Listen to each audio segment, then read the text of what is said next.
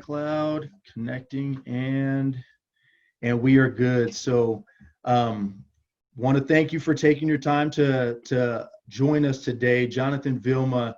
Um, for you and your situation, I just wanted to kind of start everything people can easily see the things that you've accomplished in sports online and things like that. Very decorated, national champion, Super Bowl winning, first round draft pick. All of those things are amazing. Followed your career, being that we're very close in age, you're just a couple years younger. I've seen your entire career from the beginning to the end. But what I would love to start with is you just giving a little bit of background on things that people don't know, what has happened after sport in the line of business, and give a little insight into that. Okay. I would say I've been very fortunate after football. I started with being in college. I always had a entrepreneur mindset. Graduated with a finance degree. So when I was coming towards the tail end of my football career, I knew that it was time to start transitioning and started to look into different or various businesses that I thought would be that I thought would be good businesses to transition to out once football was done, outside of football.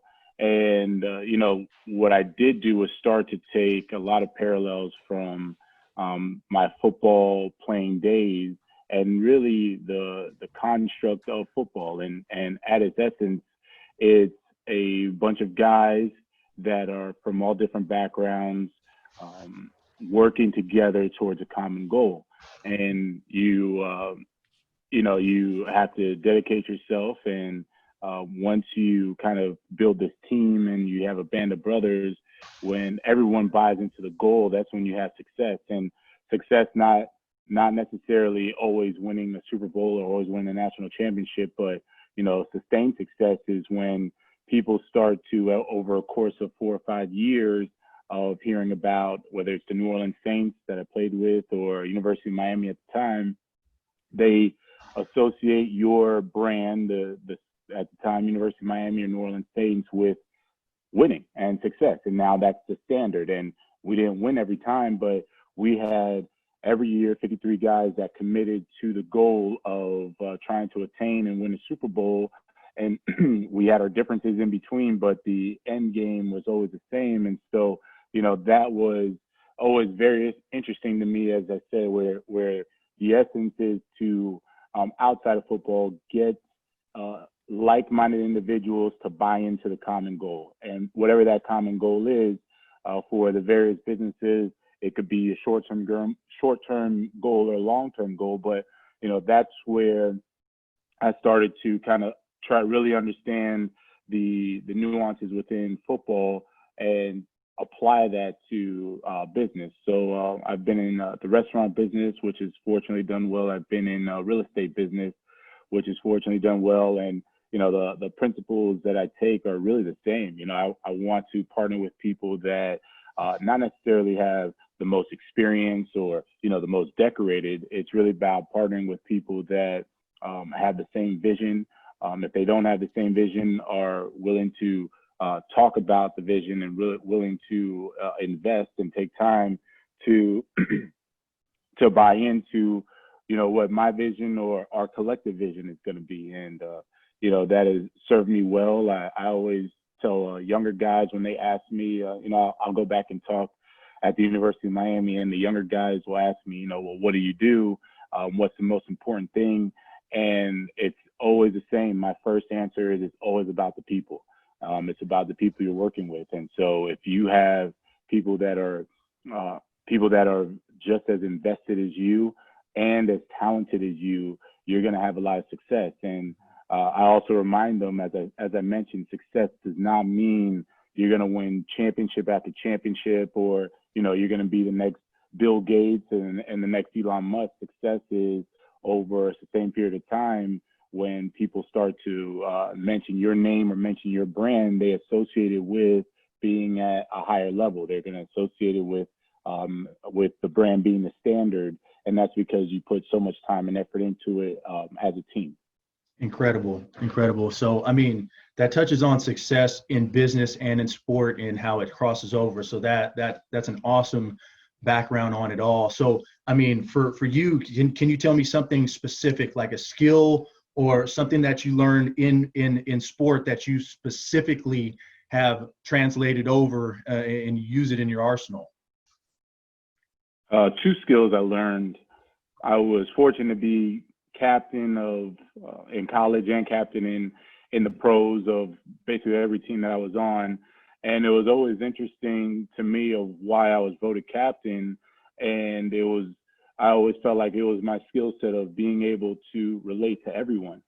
So Mm, going back to working with different people, it was not just different people like different age group. It was mm, different demographics, different background, different upbringing, and I was I was fortunate to be able to go to a school back in high school where our football team had the wealthiest of the wealthiest in Miami, as well as some of the poor of the poor in mhm, Miami, and I was able to mingle with everyone and not just mingle on the field, but it was also off the field where I wanted to hang out with the guys in the poor neighborhood. I wanted to hang out with the guys of affluent neighborhoods, and I would, try to bring everyone together because again, it was about us having that common goal. So I took those principles, and I think that I had a very good relationship and understanding of my teammates, and because I was able to uh, frankly listen more and relate more with my teammates. That's why they would make me captain. Of course, I would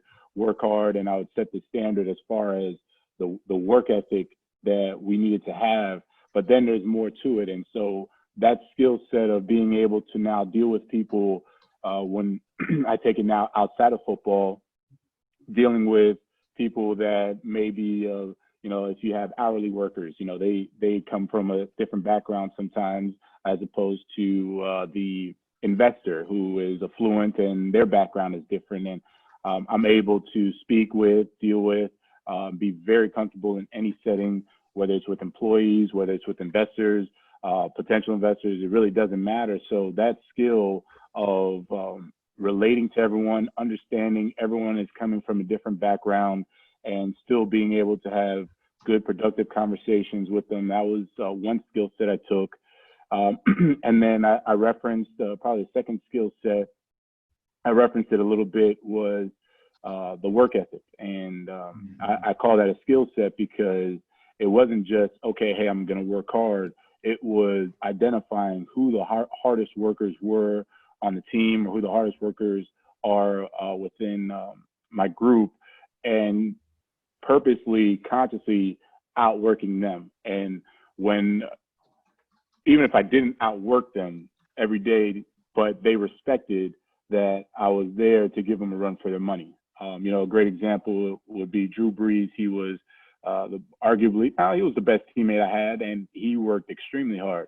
When I first got to the Saints, I purposely would try to beat him into the facilities by 5 minutes, I love it. and it was that I was trying to set the tone, and the tone being set is okay. I'm here. I'm going to compete, and I'm going to make you be better. You're going to make me be better, and he respected that. So when you start to, I think that's the first thing, especially when starting some of the businesses, if and when you can identify your really really good teammates, you have to show them with actions, not with words, that you're going to compete with them. You're there in it with them.